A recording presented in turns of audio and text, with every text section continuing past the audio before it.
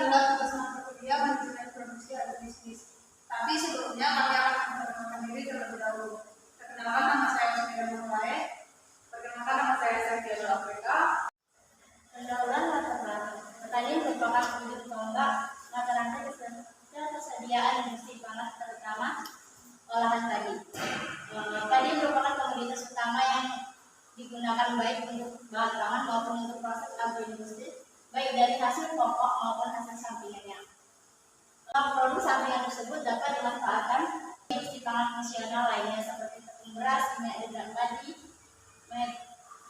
minyak padi beras dan makanan snack lainnya. Namun banyak kesulitan di sektor agribisnis, antara lain tentunya memiliki profil risiko yang unik.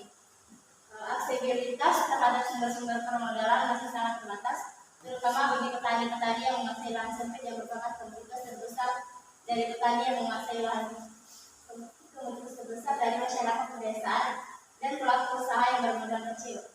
Rumusan masalah lemahnya akses petani kecil terhadap sumber-sumber permodalan formal disebabkan oleh prosedur yang tidak sederhana dan persyaratan kolateral yang harus dipenuhi oleh petani, sehingga penggunaan pembiayaan informal juga sering menjadi alternatif petani untuk membiayai kegiatan usaha petaninya. Meskipun mekanisme pembayarannya tersebut kemampuan petani pun mengakumulasi dana. Pertama, bagaimana keterlibatan pelaku atau aliran dalam supply chain agribisnis padi. Yang kedua, bagaimana penggunaan teknologi komunikasi dalam pencapaian supply chain agribisnis padi. Tiga, bagaimana responden dilakukan dalam pencapaian permodalan supply chain agribisnis padi. Dan terakhir, bagaimana pengembangan digitalisasi keuangan dalam pengembangan modal produksi padi. Tujuannya yang pertama, menemukan titik-titik kritis dalam praktik rantai nilai yang ada di sektor pertanian dan non-pertanian tadi. Yang kedua, mencari solusi yang memungkinkan agar rantai nilai ini dapat dikaitkan dengan penyedia layanan keuangan untuk perbaikan masalah rantai pasok tadi. Dan terakhir, pendanaan rantai nilai pertanian berarti bahwa pemegang kecil dapat memiliki produk keuangan siap tersedia untuk diinvestasikan dalam rantai pasok tadi. Landasan teori. Pengertian digitalisasi.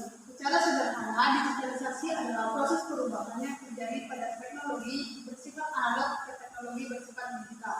Namun, definisi digitalisasi ini menurut beberapa ahli juga seperti menurut mana digitalisasi yaitu proses pengalihan media dari semula berbentuk cetak berupa video atau audio berganti ke dalam bentuk digital.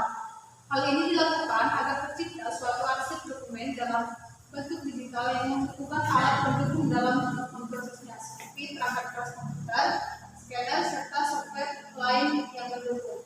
Yang kedua adalah pengertian supply chain. Supply chain adalah rantai pasok dapat dimaknai sebagai jaringan perusahaan-perusahaan yang secara bersama-sama bekerja untuk menciptakan dan menghantarkan suatu produk kepada konsumen akhir.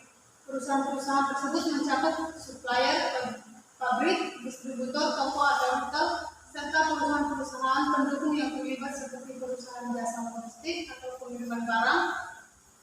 Definisi ini diambil dari apa disampaikan oleh Pujawan dan Mahendrawati tahun 2010 dalam bukunya yang berjudul edisi kedua Supply Chain Management.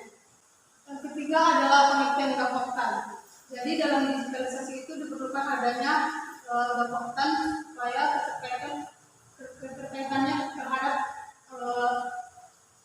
manajemen agribisnis dalam sebuah pedesaan itu harus memerlukan kelembagaan, di mana gapoktan itu adalah kumpulan petani, peternak, pekebun yang dibentuk oleh para petani atas dasar kesamaan kepentingan, kesamaan kondisi lingkungan sosial, ekonomi dan sumber daya, kesamaan komoditas dan keakraban untuk meningkatkan dan mengembangkan usaha anggota. Ketiga, metode penelitian. Pengambilan data secara primer ini memerlukan uji informasi untuk memperoleh informasi penting yang berkaitan dengan pertanian dengan Snowball Setting. Diperoleh 34 responden petani dan 8 responden berlantai pasok lainnya. Metode analisis data menggunakan analisis deskriptif.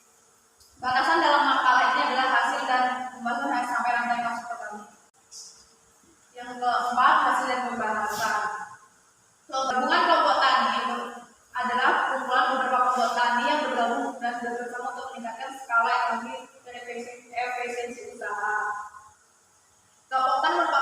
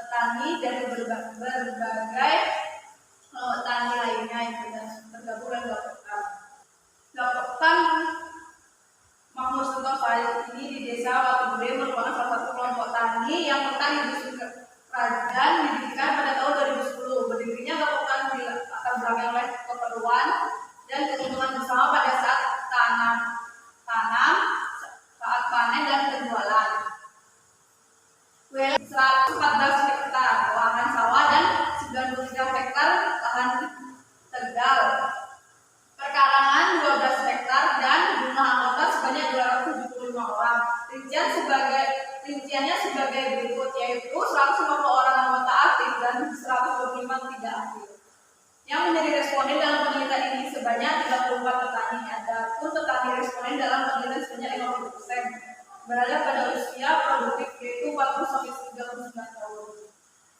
Bisa dilihat di sini ada tabel 1 karakteristik petani beras Indonesia. Yang pertama ada umur 25 sampai 39 jumlah 3 orang, persentasenya 8,8. Yang kedua 40 sampai 54 jumlah 17 orang, persentasenya 50. Yang ketiga 5 sampai 69 jumlahnya ada 13 orang, persentase 38,2. Yang keempat kurang lebihnya ada umurnya 69 berjumlah 1 orang, persentasenya 2,9.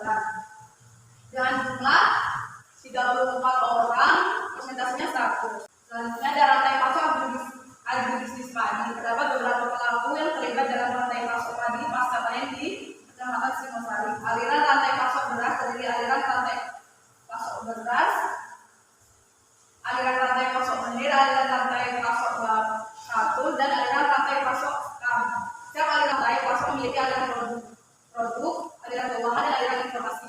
Pelaku yang terlibat dalam rantai pasok padi pasca panen antara lain petani, pedagang, pengumpul gabah, dan penggiling, pedagang beras satu, pedagang eceran, yaitu pasar dan warung dan toko, pengusaha batu bata dan peternakan. Pada komoditas padi pasca panen terdapat perubahan nilai dari gabah menjadi beras. Baiklah teman-teman, baiklah di sini kita dapat melihat rantai pasok agribisnis padi di Kecamatan Singosari. Dapat teman-teman perhatikan semuanya.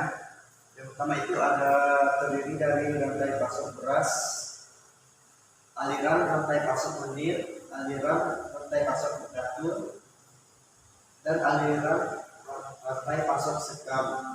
Aliran rantai pasok ini memiliki aliran produk, aliran keuangan, dan aliran informasi. Lalu di sini juga dapat kita lihat persepsi risiko petani terhadap lembaga keuangan atau program pemerintah. Nah, dalam penelitian ini petani memberikan anggapan kepada masyarakat sebagai pengurus administrasi antara petani dengan bank yatim yang diberi amanah oleh Gubernur Jawa Timur dalam pencairan program Multiplier. Dapat kita lihat sumber risikonya. Yang pertama, risiko prosedur peminjaman atau pengurusan dokumen. Dapat kita lihat jumlah petani yang pertama 53,8, kemudian yang kedua 34,6, yang ketiga 7,7, kemudian yang keempat 3,8, kemudian yang kelima nihil atau kosong. Kemudian risiko nomor 2 pencairan sehingga usaha tani telah berjalan. Kemudian jumlah persen petani yang pertama 34,6%, yang kedua 30,8%, yang ketiga 7,7%, yang keempat 23,1%, yang kelima 3,8%. Lalu yang ketiga risiko pengeluaran oleh lembaga keuangan. Jumlah persentase pertanian yang pertama 38,5%, yang kedua 50%, yang ketiga 3,8%, yang keempat 7,7%, yang kelima kosong. Nah, yang keempat risiko agunan hilang. Persentase yang pertama 34,6%, yang kedua 34,6%, yang ketiga 7,7%, yang keempat 11,5%, yang kelima 11,5%. Lalu risiko yang kelima, risiko tidak tepat waktu dalam pembayaran angsuran.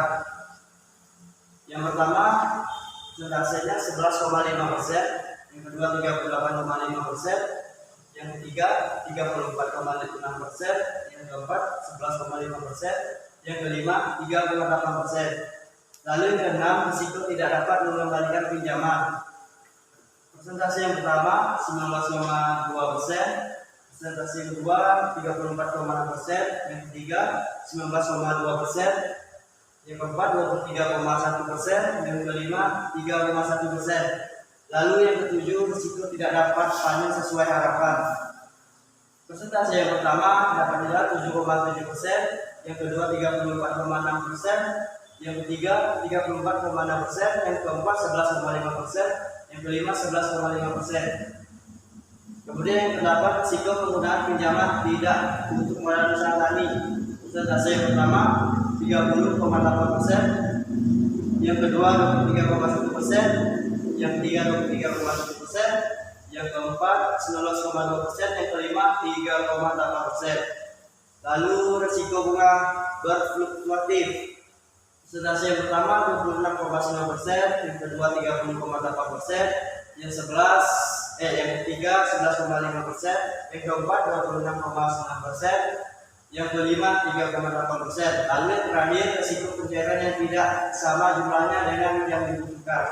Persentase yang pertama 19,2%, yang kedua 46,2%, yang ketiga 11,5%, yang keempat 19,2%, yang terakhir 3,8%.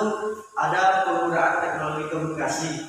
Nah, dalam pencairan informasi harga tempat penjualan beras, varietas yang ditanam dan lain-lain, hanya 27% yang menggunakan media sosial, karena petani yang tidak mempunyai HP Android sebanyak 80,8%. Kemudian penggunaan e-commerce juga hanya dilakukan oleh sebagian kecil petani saja, yaitu hanya 3,8%, atau semuanya petani yang menjadi pengurus gapoktan.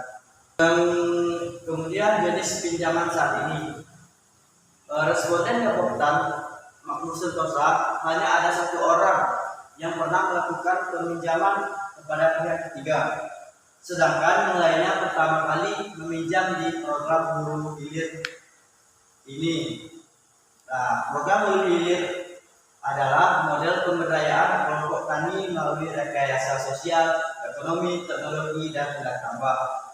Gabungan kelompok tani atau gapoktan memiliki keleluasaan untuk mengelola dana bantuan dari pemerintah yang disalurkan sebagai bantuan kredit modal usaha bagi anggotanya.